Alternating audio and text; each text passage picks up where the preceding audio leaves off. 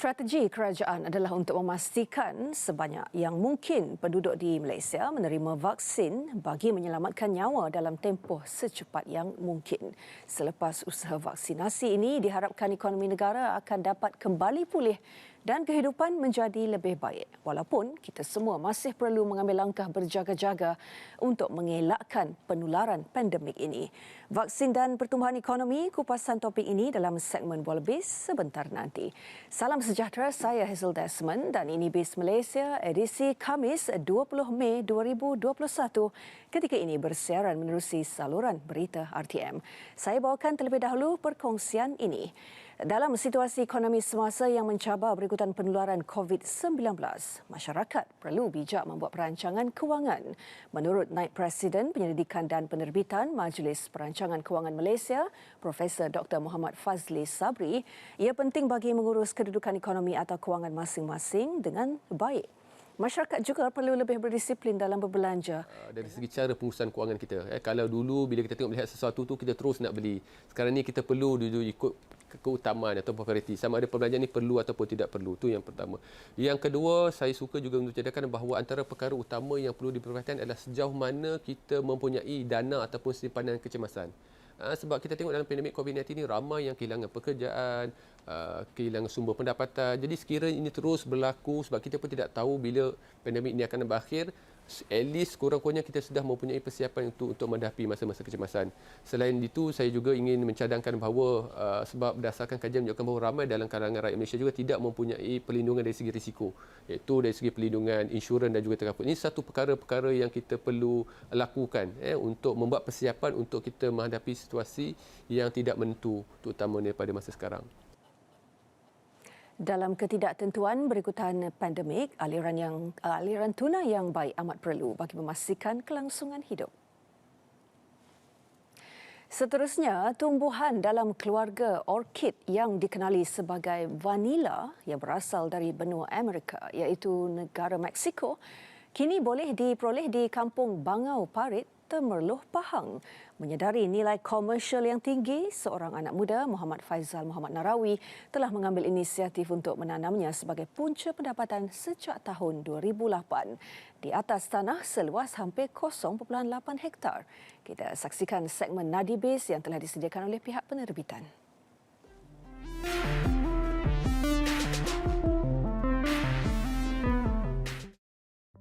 Menurut Muhammad Faizal Muhammad Narawi, pokok vanila mengambil masa 8 bulan sebelum berbuah dan boleh dituai. Proses pencantuman pada bunga pokok pula perlu dilakukan secara manual bermula pada waktu pagi sehingga 12.30 hari. Ia seterusnya perlu melalui proses pengeringan selama 1 bulan sebelum sedia untuk dijual. Harganya pula boleh mencecah ribuan ringgit sekilogram bergantung kepada grade. Jika dahulu beliau mengusahakan tanaman vanila secara konvensional dengan menanam bersama pokok tumpang, namun kini beliau menemui inovasi baharu yang hanya memerlukan kos penyelenggaraan yang lebih murah. Selepas mengambil kira beberapa faktor termasuk kos penjagaan dan sebagainya, saya telah mencipta satu kaedah baru menggunakan tiang wire mesh yang dawai sebagai pokok penumpang yang baru. Yang mana daripada satu tiang kita boleh tanam 5 pokok. Berbanding dengan kaedah konvensional, kaedah baru ni, kalau dalam suku ekar saja kita boleh tanam 1,900 pokok. Kaedah konvensional 500 pokok saja untuk suku ekar. Jadi kaedah ni lebih padat, lebih nampak nilai komersialnya, lebih sistematik dan kos maintenance tu tidak tinggi seperti kos konvensional. Tetapi kos permulaan tu yang agak tinggi. Vanilanya kini sudah berjaya dieksport ke Asia Barat, Singapura, United Kingdom dan Jerman selain turut mendapat permintaan di Amerika Syarikat.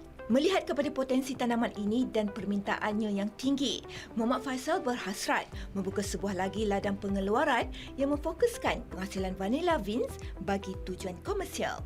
Selain mengusahakan tanaman vanila, beliau turut membuka sebuah kafe yang menyediakan pelbagai jenis hidangan pencuci mulut dan minuman berperisa vanila yang diolah mengikut cita rasa tempatan. Krim lah, kita jadikan aiskrim sebagai menu utama kita di sini. Kita tidak ada menu-menu berat tetapi cukup sekadar aiskrim dan itu untuk pendapatan sampingan. Dan alhamdulillah apabila Habis PKP baru-baru ni memang sambutan yang sangat luar biasa. Dia orang tahu kita buat aiskrim daripada buah vanila asli, tak sama dengan aiskrim yang biasa yang kita dapat di luar. Dan keduanya kita buat dalam konsep kebun. Seorang anak muda yang berpandangan jauh, Muhammad Faisal mahu mengembangkan perniagaan lain iaitu food truck dan membina sebuah kilang penghasilan aiskrim vanila untuk pasaran tempatan dan luar negara dalam tempoh 3 hingga 5 tahun akan datang.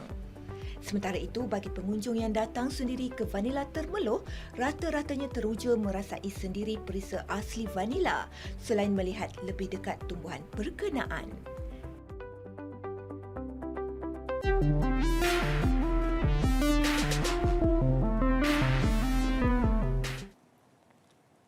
Baik, lebih banyak perkongsian selepas ini, kita berehat seketika. Yakin bahawa vaksin ini cukup selamat dan berkesan. Kita dapat memutuskan Lindung diri. Lindung semua. Kita mesti menang. Lindung diri. Lindung semua. Kita mesti menang. Lindung diri. Lindung semua. Kita mesti menang. Lindung diri, lindung semua. Kita mesti menang. Lindung diri, lindung semua. Kita mesti menang. Lindung diri. Lindung semua. Kita mesti menang.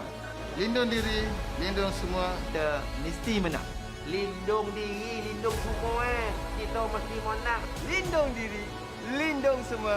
Kita mesti menang. Cegah penyakit COVID-19 aneh. Lindungi diri, lindungi semua. Ini adalah usaha kita bersama. Kita mesti menang. Semoga Tuhan berkati kita.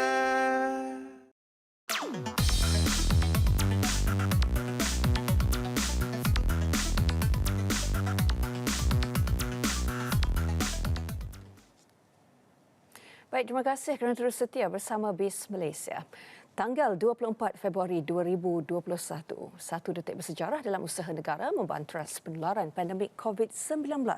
Ini apabila Perdana Menteri Tan Sri Muhyiddin Yassin menjadi individu pertama menerima suntikan vaksin Pfizer-BioNTech di bawah program imunisasi COVID-19 kebangsaan. Usaha vaksinasi ini diharapkan ekonomi negara akan dapat pulih dan kehidupan rakyat menjadi lebih baik. Sejauh mana perkembangan program vaksinasi mampu menyumbang ke arah pemulihan dan penambahbaikan ekonomi? BIS Malaysia hari ini mengundang pensyarah kanan Fakulti Pengurusan dan Perniagaan Universiti Teknologi Mara, Cawangan Negeri Sembilan, Dr. Nur Azilah Zainal di studio bersama kita petang ini. Terima kasih kerana menerima undangan kami, Dr. Azilah. Ya, sama-sama. Selamat Hari Raya. Ya, selamat Hari Raya. Baik, Doktor, untuk memulakan perkongsian petang ini, kita nak dengarkan pandangan Doktor sebagai ahli akademik. Apa yang sebenarnya perlu kita fahami mengenai kepentingan vaksin COVID-19 dan hubung kaitnya dengan pertumbuhan ekonomi? Okey, terima kasih Hazel. Assalamualaikum dan salam sejahtera. Jadi untuk mengulas dengan lebih lanjut lagi tentang kepentingan vaksinasi terhadap pertumbuhan ekonomi, saya rasa eloklah jika kita mengimbas kembali bagaimana penularan COVID-19 ini menular ke dalam negara kita. Kes pertama telah dilaporkan pada 25 bulan 1 tahun 2020 dan selepas itu wabak ini telah merebak ke seluruh negara dan menyebabkan kerajaan kita membuat keputusan untuk melaksanakan Perintah Kawalan Pergerakan iaitu PKP pada 25 Mac yang lepas. Jadi bila bermulanya PKP ini kita boleh lihat cuma sektor-sektor tertentu sahaja yang dibenarkan beroperasi dan ini telah memberi kesan kepada penguncupan keluaran dalam negara KASA KDNK kita sebanyak pada tahap negatif 28.6%. Jadi kita boleh lihat ya Hazel, penularan wabak COVID-19 ini memberi kesan yang amat buruk terhadap ekonomi negara. Walaupun kerajaan kita telah memperkenalkan berbagai pakej ransangan ekonomi seperti bantuan prihatin rakyat dan sebagainya, tetapi peratusan KDNK kita masih pada tahap negatif. Okey, dan keadaan ini berlarutan sehinggalah pada 9 November yang lepas, dua syarikat utama iaitu Pfizer dan BioNTech telah memperkenalkan vaksin bagi membasmi wabak COVID-19 ini. Dan mereka juga telah menyatakan kadar keberkesanan vaksin ini pada tahap 94%. Dan tidak lama selepas itu, syarikat Moderna pula memperkenalkan vaksin mereka dan mereka juga menyatakan keberkesanan vaksin ini pada tahap 94.5%. Jadi saya rasa berita ini amat ditunggu-tunggu oleh bukan sahaja rakyat Malaysia, malahan rakyat di sekitar dunia sebagai satu sinar harapan untuk sama-sama kita membasmi wabak COVID-19 ini. Dan dengan pengenalan vaksin ini, kita dapat lihat beberapa buah negara telah mula menerima suntikan ini. Mereka mula menunjukkan pertumbuhan ekonomi yang positif. Okey, sebagai contoh, negara Amerika Syarikat, mereka mula meramalkan pertumbuhan ekonomi mereka iaitu KDNK mereka pada tahap 4.5%. Begitu juga dengan Jepun, mereka juga meramalkan pengembangan ekonomi mereka pada tahap 3.5% dan juga di China, mereka menjangkakan ekonomi mereka akan berkembang pada tahap 7.9%. Jadi pertumbuhan negara-negara ini amat signifikan kepada negara kita Malaysia kerana mereka ini merupakan rakan dagangan utama negara Malaysia. Okey, sejadinya jadi melihat kepada kejayaan pertumbuhan ekonomi negara-negara yang telah divaksin ini, di Malaysia EPU juga meramalkan pertumbuhan ekonomi kita pada tahun 2021 ini pada kadar 4.5%, sejajar dengan kejayaan pertumbuhan ekonomi negara-negara yang telah menerima vaksin ini. Jadi di sini kita dapat lihat kepentingan vaksin ini sebenarnya adalah untuk merancakkan kembali ekonomi negara kita yang sebelum ini terjejas disebabkan COVID-19 ini. Program imunisasi COVID-19 kebangsaan yang telah pun bermula sejak Februari tahun lalu, tahun ini, ketika ini sudah pun bulan Mei, sudah hampir 3 bulan. Doktor melihat bagaimana impaknya kepada perkembangan ekonomi dan mungkin ada petunjuk positif yang doktor rasakan boleh kita kongsikan bersama. Okey, sebenarnya kerajaan kita bersifat amat proaktif di mana kerajaan kita telah bergabung dengan beberapa agensi dalam dan juga luar negara bagi mendapatkan bekalan vaksin ini kepada negara kita. Dan kerajaan kita juga telah menceburi bidang penyelidikan untuk mengkaji kadar keberkesanan vaksin ini. Dan akhirnya pada November yang lepas, kerajaan kita telah mengumumkan ataupun melancarkan program vaksinasi COVID-19 kebangsaan ini dengan slogan lindungi diri, lindungi semua. Okey, jadi melihat impak vaksinasi kepada ekonomi ini bermula apabila Bank Dunia sendiri telah mensasarkan pertumbuhan ekonomi negara Malaysia pada kadar 6.5% dan kadar ini sebenarnya lagi tinggi daripada ramalan EPU iaitu sekadar 4.5% sahaja. Jadi ini jelas menunjukkan bahawa Bank Dunia amat yakin dengan usaha kerajaan kita melalui program vaksinasi ini. Program vaksinasi ini akan berjaya dan akan memberi pertumbuhan yang positif kepada ekonomi negara kita. Dan antara petunjuk awal kesan daripada program vaksinasi ini, yang pertamanya kita boleh lihat penurunan bilangan kes COVID-19 yang dilakukan baru-baru ini adalah sekitar 1,000 kes sahaja berbanding dengan 5,000 kes yang dilakukan pada Januari 2021. Itu yang pertama. Dan yang kedua, kita boleh lihat jumlah ekspor Malaysia telah meningkat sebanyak 16.7%, dan juga jumlah import di Malaysia juga meningkat sebanyak 14.7%, dan menjadikan lebihan dagangan ini meningkat kepada 41.7% pada Februari 2021. Dan yang terakhirnya yang mungkin saya boleh kongsi di sini adalah setelah menerima vaksin iaitu Perdana Menteri kita yang amat berhormat Tan Sri Muhyiddin Yassin, beliau telah yakin untuk membuat lawatan kerja di Arab Saudi dan Emiriah Arab Bersatu. Seperti sedia kita maklum, negara Arab Saudi dan Emiriah Arab Bersatu ini merupakan dua kuasa ekonomi besar di Asia Barat. Jadi saya percaya lawatan kerja ini dilakukan demi untuk mengukuhkan lagi kedudukan ekonomi di negara. Mungkin ketika ini sejak Februari lalu sentimen pengguna sudah lebih bertambah baik susulan bermulanya program imunisasi COVID-19 kebangsaan. Tapi ketika ini ada juga sentimen-sentimen yang merasakan bahawa perjalanan program imunisasi ini berjalan lebih perlahan daripada yang mereka jangkakan. Kalau mengikut pandangan doktor, bagaimana sebenarnya vaksin ini boleh menjamin proses perjalanan ekonomi yang lebih meyakinkan, terutama dalam memastikan sentimen peniaga dan juga pengguna yang lebih baik? Okey, pertamanya kita tengok dari sisi sebagai seorang peniaga dulu. Okey, para peniaga khususnya dalam sektor perkhidmatan antara yang yang terkesan. Sebagai contoh, peniaga ataupun peniaga yang punya syarikat seperti event management, catering dan mak andam. Apabila sekatan rentas negeri ini dijalankan, mereka ni hanya boleh menerima pelanggan dalam negeri yang sama sahaja, sedangkan permintaan itu tinggi di sekitar negeri-negeri luar. Okey, situasi yang sama juga kepada pengguna. Apabila rentas negeri dijalankan, pengguna itu mengalami pilihan pembelian yang terhad. Saya bagi contoh di sini, Azal, jikalau seorang pengguna itu ingin membeli perabot, sudah tentulah pengguna ini akan akan melihat sendiri tahap kualiti perabot tersebut di kedai perabot tersebut, right? And then tapi bagaimana pula kalau kedai perabot terletak di negeri yang berbeza daripada negeri pengguna, dan ini merupakan satu kerumitan kepada pengguna untuk membuat pembelian. Okey, jadi di sinilah kita nampak peranan vaksin iaitu untuk melindungi kesihatan rakyat dan juga untuk mencapai sasaran imuniti kelompok. Okey, saya percaya apabila majoriti daripada kita telah divaksin, lambat laun kerajaan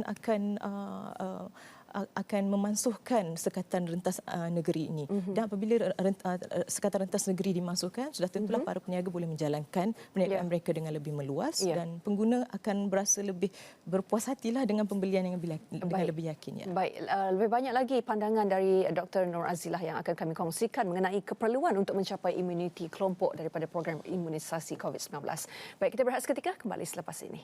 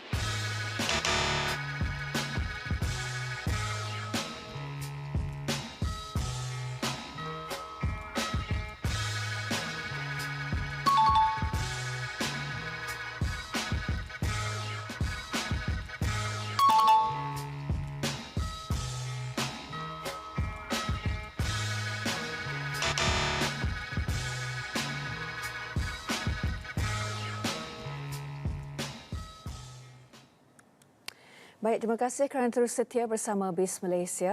Petang ini berkongsi mengenai vaksin dan juga pertumbuhan ekonomi, di mana pastinya program vaksin yang sedang berjalan ketika ini, program vaksinasi yang sedang berjalan ketika ini dapat menjamin proses perjalanan ekonomi yang lebih meyakinkan, terutama dalam meningkatkan sentimen peniaga dan juga pengguna.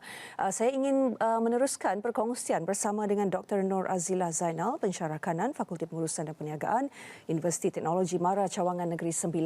Dr. Azilah, kalau boleh Dr. Azilah berkongsi bagaimana mengenai keperluan untuk mencapai imuniti kelompok daripada program imunisasi COVID-19 kebangsaan yang dapat memberi kelebihan dari segi pemulihan ekonomi. Apa yang boleh Dr. jangkakan? Okey, saya mendefinisikan imuniti kelompok ni merujuk kepada jangkitan yang rendah kerana sebahagian masyarakat besar kita telah mempunyai imuniti untuk melawan jangkitan tersebut.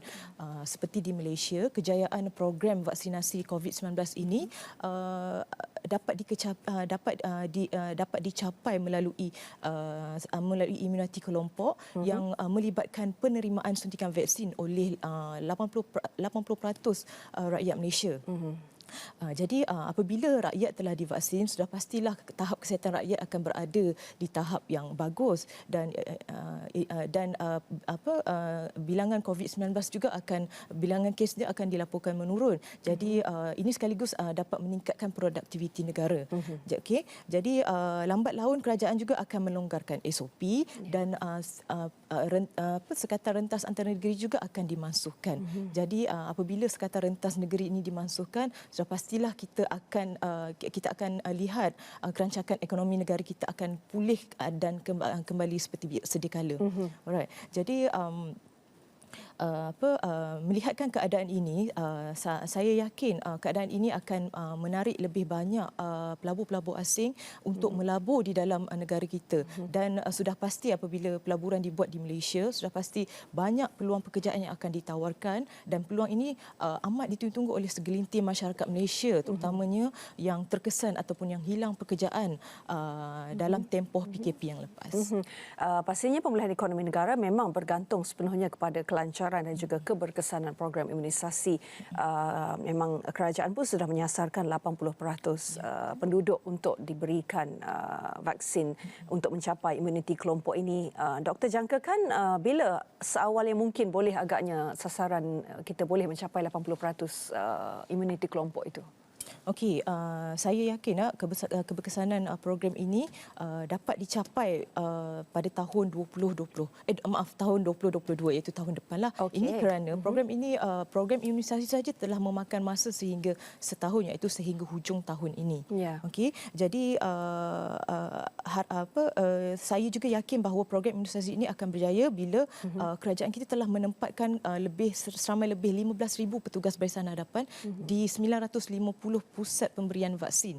Okey, jadi selain daripada itu, bagi membantu keberkesanan program vaksinasi ini, peranan daripada kerajaan dan rakyat juga harus memainkan peranan bersama. Okey, saya maklum segelintir masyarakat kita mempunyai sentimen ataupun perasaan ragu-ragu untuk menerima suntikan vaksin ini. Jadi di sinilah kerajaan haruslah memainkan peranan yang penting untuk memikirkan cara yang sesuai untuk meyakinkan rakyat kita tentang keberkesanan program ini. Misalnya Perdana Menteri kita sendiri merupakan orang yang pertama di Malaysia menerima suntikan vaksin ini, dan bagi saya ini merupakan contoh yang baik kepada rakyat Malaysia dan juga merupakan penyampaian mesej yang penting mengatakan vaksin ini sebenarnya adalah berkesan dan selamat untuk digunakan. Okey, dan peranan sebagai seorang rakyat pula, kita sebagai rakyat haruslah menjalankan tanggungjawab kita dengan mendaftar suntikan vaksin ini di aplikasi MySejahtera.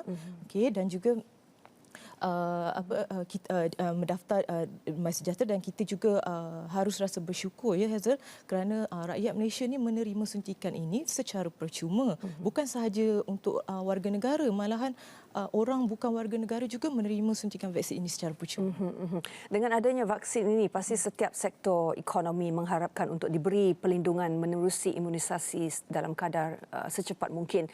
Kalau ketika ini doktor lihat sektor mana yang perlu juga didahulukan. Kita tahu barisan hadapan sudah pun diberikan, dan mereka yang terlibat dalam sektor pendidikan terutamanya, kerana baru-baru ini kita mendengar banyak kluster daripada institusi pendidikan dan juga sekolah-sekolah. Adakah doktor merasakan ada sektor-sektor tertentu yang perlu didahulukan atau bagaimana?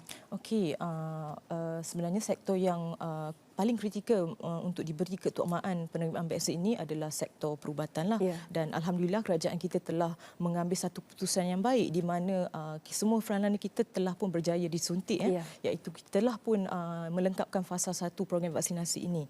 Okey, selain daripada itu, sektor yang kedua yang saya nak tekankan di sini adalah sektor pelancongan. Sektor pelancongan merangkumi sektor perhotelan dan pengangkutan. Ini adalah kerana sektor pelancongan adalah sektor yang paling terjejas semasa tempoh PKP dijalankan pada tahun lalu. Okey, dan mungkin yang ketiganya, keutamaan haruslah diberikan kepada sektor perkhidmatan. Seperti semua sedia maklum, sektor perkhidmatan ini merupakan penyumbang utama kepada ekonomi negara kita. Jadi semakin cepat pemulihan dalam sektor perkhidmatan ini, semakin cepatlah ekonomi kita akan kembali pulih seperti sedia kala. Dan doktor jangkakan mungkin paling awal pun 2022 imuniti kelompok. Apa mungkin harapan doktor untuk ekonomi negara pasca pemberian vaksin nanti? Okey, sudah tentulah saya berharap untuk pasca vaksin ini, saya berharap ekonomi negara kita dapat menepati ramalan yang disasarkan oleh Bank Dunia, iaitu kadar KDNK berkembang pada tahap 6.7%.